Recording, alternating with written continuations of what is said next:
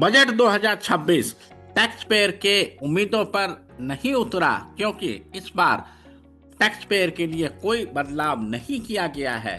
तो अब जब 31 मार्च 2026 आने को है, आपको अपना रिटर्न भरने को है, तो आपके सामने एक दुविधा आने वाली है, ओल्ड टैक्स रिजीम और न्यू टैक्स रिजीम।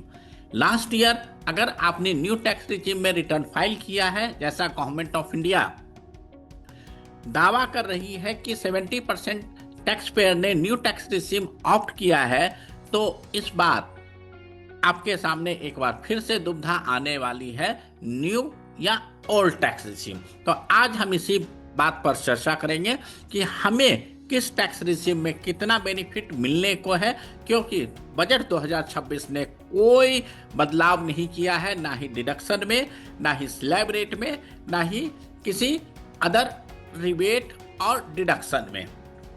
तो मैं Manish Kumar Sinha cross business boundary में आपका स्वागत करता हूं, और आज हम जानेंगे कि आपके पॉकेट से कितना पैसा निकलने वाला है अगर आप ओल्ड या न्यू टैक्स रिसीव ऑप्ट करते हो।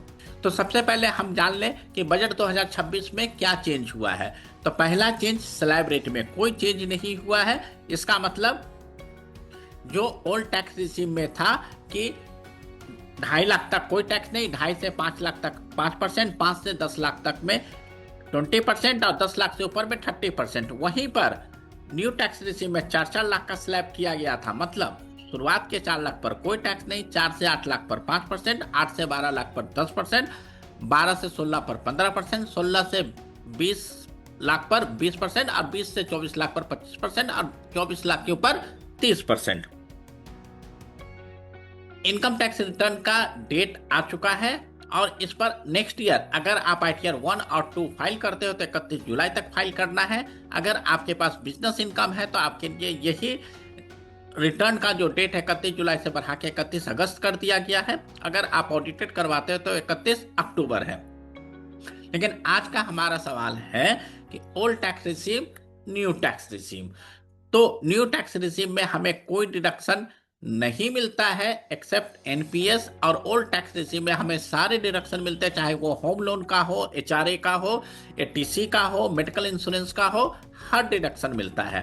तो दोनों के केस में हम देखेंगे कि हमारी टैक्स लायबिलिटी क्या आती है। जहां पर ओल्ड और टैक्स रिजीम में standard deduction, HRA, ATC, medical insurance, ATD और भी होम लोन सारे डिडक्शन मिलते हैं, तो सारे चीज़ों का विवेचना करते हुए हम ये आइडेंटिफाई करेंगे, 2 केस स्टडी करेंगे कि किस केस में हमें न्यू या ओल्ड में बेनिफिट मिलना है। मान लेते हैं मेरा इनकम 12 लाख रुपए साल का है। आप सभी को पता है कि न्यू टैक्स रिजीम में 12 लाख तक कोई टैक्स नहीं लगना है। तो न्यू टैक्स रिजीम में मैं फाइल करता हूं तो पहले तो 75,000 का डिडक्शन मिलेगा, और उसके बाद हो जाएगा मेरा इनकम 11,25,000, और 11,25,000 पर कोई टैक्स नहीं लगता है। यही सिनेरियो अगर हम ओल्ड टैक्स रिजीम में एज्यूम करें और ये मानते हैं कि मेरा होम लोन चल रहा है जिस पर 2 लाख का इंटरेस्ट किया है, 1.5 लाख का प्रिंसिपल, मतलब तकरीबन 30,000 रुपया का ईएमआई जा रहा है, तो 3,60,000 हो जाता है। तो 2 लाख इंटरेस्ट में 1,50,000 प्रिंसिपल में। मेडिकल इंश्योरेंस भी मैंने 50,000 का लिया है, एनपीएस भी 50,000 का लिया है, और अदर डिडक्शन भी 1 लाख का है।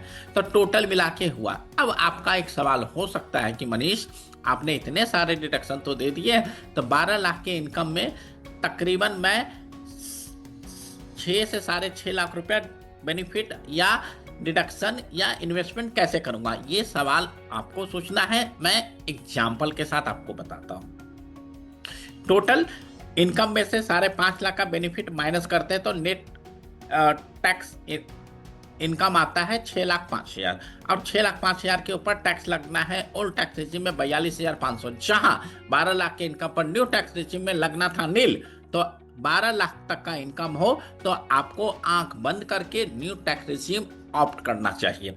इसी तरीके से दूसरा एग्जाम्पल, जहां पर आपकी इनकम 24 लाख रुपया है, तो न्यू टैक्स रिजीम में जैसा आपको पता है कोई डिडक्शन नहीं मिलना है एक्सेप्ट एनपीएस, तो आपकी तकरीबन टैक्स लायबिलिटी 3 लाख के आसपास आती है। इसी तरीके से मैंने ओल्ड टैक्स रिजीम में होम लोन का वही 3.5 लाख रहने दिया, मेडिकल इंश्योरेंस 50,000, एनपीएस और दूसरे डिडक्शन भी, जैसे हायर स्टडी के लिए लोन हो या आपका इलेक्ट्रिक व्हीकल के लिए लोन हो, तो सब मिला के मैंने 3 लाख और एडिशन कर लिया। मतलब टोटल डिडक्शन मेरा हो गया 3.5 लाख, 3 लाख ये 6.5 लाख, 7 लाख, 7.5 लाख। तो जब 7.5 लाख को 24 लाख से माइनस करते हैं तो मेरा टैक्सेबल इनकम आता है 16,50,000 और ओल्ड टैक्स रिजीम के अनुसार इस पर टैक्स बन के आ रहा है 3,08,000। मतलब आप 7.5 लाख का भी बेनिफिट लेते हो तब भी आपको न्यू टैक्स रिजीम में ही टैक्स कम बन रहा है। सो दोस्तों, मेरा सिर्फ ये कहना है कि आपका कितना भी डिडक्शन क्यों ना हो, आपको अल्टीमेटली न्यू टैक्स रिजीम में ही आना पड़ेगा। बाकी रिटर्न आपका है, पैसा आपका है, टैक्स आपको पे करना है। आप दोनों ही रिजीम में जरूर कंपेयर कर ले और कंपेयर करने के बाद जो भी आपके टैक्स लायबिलिटी आती है आप उसको जरूर देखें और उसके अनुसार आप अपना रिटर्न को फाइल करें। अगर बजट और टैक्स प्लानिंग से रिगार्डिंग आपके पास कोई सवाल हो तो आप व्हाट्सएप पर और मैसेज में कमेंट करें ताकि मैं आपके सवालों का जवाब दे सकूं। और अगर ये वीडियो आपको अच्छा लगा हो तो आप दोस्तों के साथ शेयर करें। जब तक दोस्तों, नमस्कार। Audio Jungle।